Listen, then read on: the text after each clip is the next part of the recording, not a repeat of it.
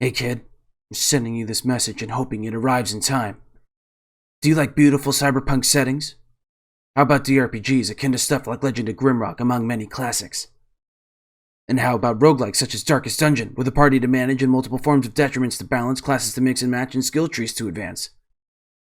And how about creating clones and sending them out on dangerous missions, possibly to their death, and juicing them up with copious amounts of drugs until they can simultaneously lose their grip on reality while killing cyberclowns in a single punch? Do you want to get revenge on all those Japanese schoolgirl street samurai thugs who bullied you in high school? No? Just me? Oh.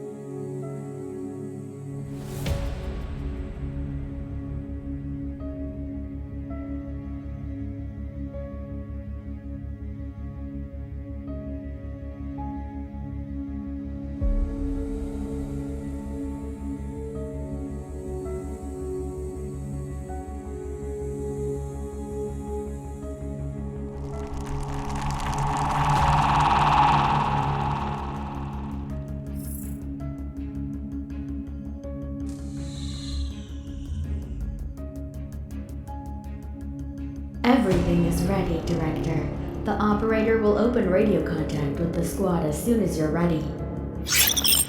Alpha Team, can you hear me? I've analyzed the area, and I suggest you deploy at the edge of District 756. The lab is located in the northern area, but it'll be well defended. Watch out. Remember the mission objective. Find the virus before it's synthesized and put on the black market as a bacteriological weapon. I'll stay in touch via radio. Good luck. C451 just kind of popped up out of nowhere in my Steam recommendations, and honestly, I was sold from the get-go. The lovely graphics, coupled with the sheer intensity of the cyberpunk aesthetics, drew me right in. Whether it be the soft glow of teal and purple neon lights above a rainy street, or the white halls of a corporate lab, or the dirty, dingy tones of a ghetto complex, this game absolutely nails the look and feel. How does it play, though? Well, it's 2099. The corporations of the megacity Conglomerate are waging war on each other and the people. They run basically all crime, so, that's kind of bad. You are a director of a Valhalla agency facility, one of the many agencies granted extra powers by the government, including the use of battle clones, to help deal with the situation, with your branch being located in the most major hotspot of them all, Sector 451.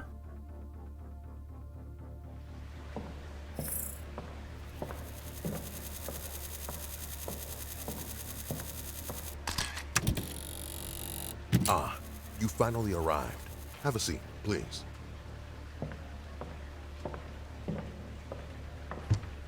So you completed the last training mission yesterday. You failed. Every agent was killed by the bomb. But you need to know that this mission was a test. It was impossible to beat. It's a classic Kabayashi Maru situation. The objective is not to beat the scenario, but to put you in a no-win situation and see how you react. And you did great. So starting today, you'll be assigned to a new agency in Sector 451. Well done, Director.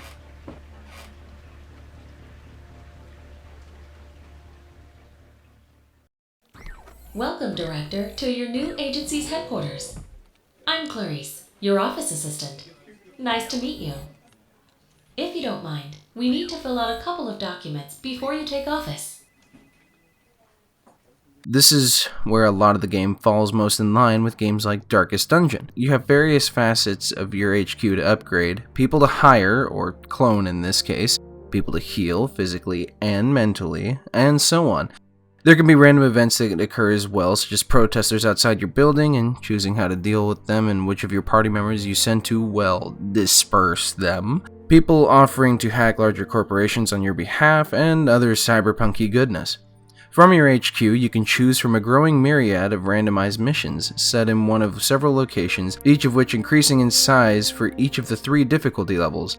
While they'll all start out in the city streets for the first phase, where there is minimal enemy presence, as well as several types of dealers we'll discuss later, where you are tasked with finding an elevator to your actual destination. You'll end up in a whole other place entirely once you enter, with the elevator being a load sequence much like the elevators in Metroid Prime. These can be the aforementioned dread-like ghetto complex or corporate labs, as well as undersea compounds straight out of C-Lab, a cozy little apartment complex, an android factory, or even some sewers where you will find hobos and even cyborg clowns. They're pretty menacing, so if you're not fond of them, this may not be for you. Fun fact, did you know that my first job was volunteering as a clown in a haunted house? Those were good times. Moving on, we have your clone army. While it's not as impressive as what they're capable of on Camino, at the very least, these ones are made ready to fight right away.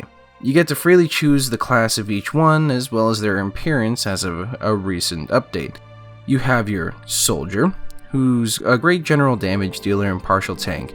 He can buff the party's defense and even recharge your party members' shields in combat without using any battery, which is an absolute godsend. Trust me. The Infiltrator, who excels at long-range damage, that's basically it. Let them get permanent injuries, and they won't be all that useful for too much longer. Drifter, who is similar to a rogue, can deal alright damage, provide a few types of debuffs, and even heal very slightly. The Splicer, who is the medic, plain and simple. Not very high damage, but she does have an AoE vision debuff that's really nice on top of the strongest heal in the game. The Bodyguard, who's a defense-oriented beefy melee boy, and personally, well, he was my least favorite to have, but yeah, they kinda buffed his range just enough to make him viable. You can have him guard allies to take some of the damage dealt to them, further buff guarded allies, and strike enemies in melee range. The Techie, who is the best at hacking minigames and uses combat drones to moderate effect. He's weak and niche, but can clear the enemy team of buffs, yay? The Juicer, who is basically a berserker who just gets stronger the more drugs are in his system, which can also lead to team buffs after certain thresholds for some reason. Best damage boy by far, and capable of one-shotting many enemies even from level 1. He is melee only, but easily one of the best party members you'll ever have. And for some reason, his reach is just insane. Despite him having a knife and the bodyguard having a sword, he seems to be capable of reaching enemies upwards of 10 meters away, versus the bodyguard's 5. I guess he's just got stretchy arms. And Binary, rounding it all out, is basically a cyber mage. Not high in defense, but many of her attacks pack a serious punch, debuff enemies, and she even has the option of having the ability to buff a party member's base damage by 25% for a few turns. While less likely to be used, she can also cure poison and heal 5 HP. Another great recommendation, she's also got yellow irises, which, with the new update allowing for multiple tattoo variations, allows her to do her best Mina Ashido impression. Once you select a class, you get to choose 4 out of 7 different skills to make the loadout you truly want. Select a genetic modifier, such as a flat increase to damage, vision, crit chance, and so on. These skills can be mastered with use, which greatly raises their general efficacy. Then you fire away in a sequence I have to censor on YouTube. You also get to name them and choose an outline color. While I have seen, and can definitely understand the complaints about the lack of customization for your clones, it makes sense lore-wise since you are creating, well, clones. Their class, looks, etc. are all based on a single person who had those attributes. So in that regard, it's passable in my eyes. So anyway, traversing the map will have you moving your 3-person party in first person, or persons? People? Whatever. It operates like classic DRPGs, WASD to move forward, left, back, right, and Q and E to turn left or right. In true rogue fashion though, said map will be randomized in layout, enemy, and dealer location. This entire starting area, the beautiful city streets, is optional as of the full release, allowing you to start the actual mission area right off the bat. You'll miss out on opportunities for making the next floor easier, with a terminal that allows you to have a bonus turn in all fights, unlock all doors, raise the difficulty for more XP, etc., or buying from the aforementioned dealers if you do. So it's up to you on whether or not you're in it for speed or want to go in more prepared. The dealers deal in the aforementioned chips, known as SPUs, which you can also get as loot from enemies, chests, interactable objects that you can scan for, etc. Drugs, which will hurt your psyche but buff a myriad of other attributes or heal in battle, a juicer's primary damage source, a tech dealer that sells cyberdeck components, so different combat hacking abilities, and an illegal software dealer, which just provides a chance at a bonus or an enemy debuff, so on and so forth for the entirety of the main mission area, i.e. a chance at bonus credits or a chance that an enemy may start the battle with a debuff such as radiation, shock, etc. They accept creds or tech, and they will also only be in the starting area, so be sure to stock up as needed. Moving on, we go through the elevator, which at the time of this review is still very loud, and on to our main goal. This could be a scavenger hunt, a total route, a specific target, or even sabotage. The layout is completely randomized each time from a select amount of tiles, so your objective could be a couple rooms over, or it could even be all the way in the back and require a scan. Oh yeah, I forgot, you can scan your environment. Certain objects may be interacted with, mainly just allowing you to play a little minigame to extract SPUs, but in lower levels missions, these honestly won't be of much use to you. Scanning in combat, however, allows you to hack enemies. Every clone you create will have a default hacking ability in their deck to be able to analyze an enemy. However, you can equip them with other deck chips to be able to hit enemies with pretty hefty debuffs. I don't really use it, but it is a great option for those that do, and as of a recent update, you are able to do it without using up a turn, so it is a little more viable now. Anyway, back to the mission area. You can find enemies, chests, and even something they added in the full version update called Echoes, which can be hacked via a minigame that used to belong to the terminals in the city streets. Successfully playing Hackerman will get you a bit more, successfully playing Hackerman gets you a bit of lore that you can decode back at the HQ. Navigating around will undoubtedly land you in combat. Combat in this game is great. Why? Well, there's not a single cooldown in sight. You can use only one skill per character per turn, but as soon as the next turn comes around, you're free to use the same skill that you just did. Obviously, there are synergies with skills to think about. Debuff with one, do an attack that takes advantage of it the next, but if you have a favorite skill, you're free to spam it. In my main party, being a bodyguard, a soldier, and the world's best crackhead, I rotate between each of their AoE attacks to quickly wipe most lower level enemy parties. Broken? Sure. Fun? Abso-freaking-lutely. Enemies, like your own party, can enter a dying state that has a chance of recovery the next turn, but generally if you're good at dealing enough damage, they'll skip it entirely. Defeated enemies have a pretty good chance of dropping an orb filled with a bit of loot. Simple enough. There are a couple extra things to consider in the heat of battle though. However, pain and intoxication. If a clone of yours runs out of shields, then they'll not only be able to take direct damage to their health, but will also take pain damage as well. As the pain increases, new physical disorders and disabilities can and will be gained. These can be blindness, broken limbs, or more. On the other end of the spectrum is intoxication. These will only increase with drug use. This does create a balancing act when it comes to buffing and healing characters in battle with drugs, especially since drugs don't use up a turn, so you just kind of spam them before attacking. It's kind of nice, but don't do drugs, kids. This goes doubly so for the Juicer. Since he receives various buffs and potential team buffs from higher intoxication levels, he is incredibly prone to mental impairment. He's a crackhead. He's just a fucking crackhead. He's the world's best crackhead. I love him. The amount of times I've had to clear him of phobias, jitters, and psychosis is... it's too many. Ugh. Oh yeah, you can potentially clear such things back at the HQ.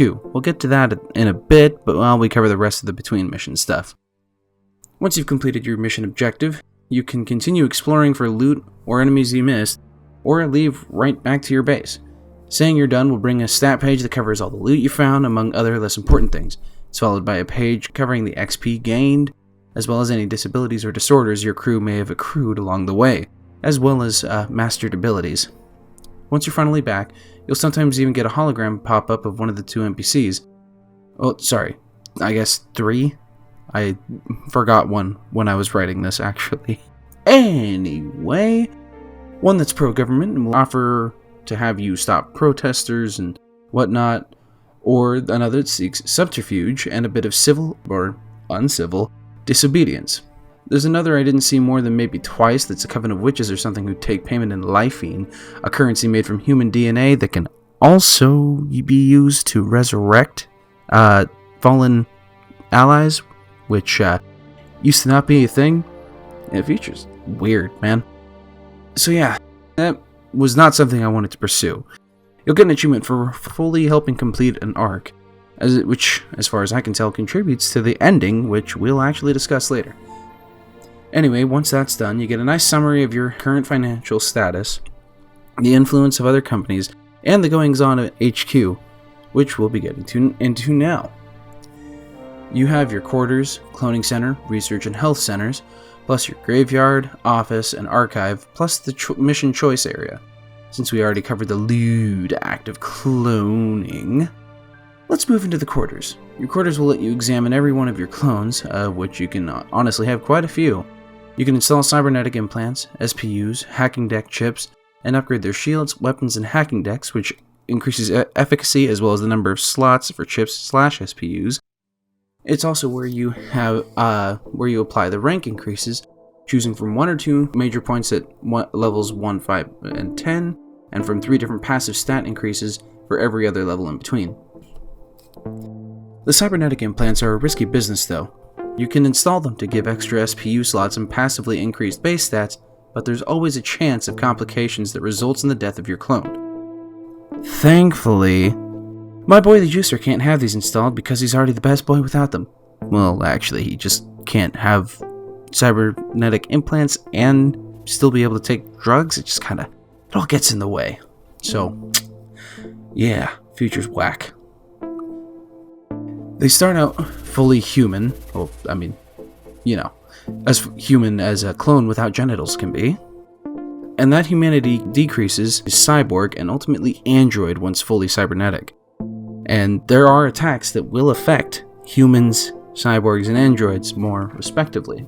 So, that's up to you.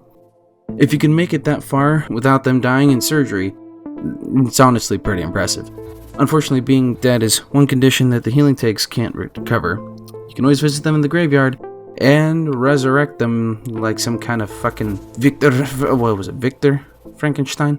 Frankenstein! Fucking creep. Yeah. Anyway, the healing tanks come in 2 flavors, regeneration and detox. We both have a relatively high chance to heal fresh disabilities and disorders, but the longer you hold off, the more chance there is of an ailment becoming completely irreparable, irreversible, you get the picture. So make sure you're keeping your team in peak condition, or it's really going to stack up in the long run. Everything mentioned prior to this can be made better via the research trees.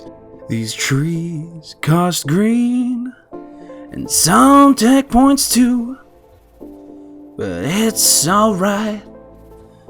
'Cause of what they do, and I think to myself, why'd I sing this in song? So yeah, you have cloning, healing, training, military, and cyber trees to pay your way through, and each tier takes more time to complete on top of the increased cost.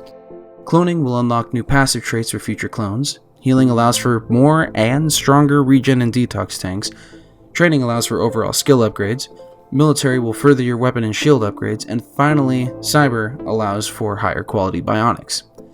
Fully upgrading these will take some time and serious moolah. Each upgrade will cost more than the last and take more missions to complete, as I previously mentioned, with each mission counting as an in-game week of time passing.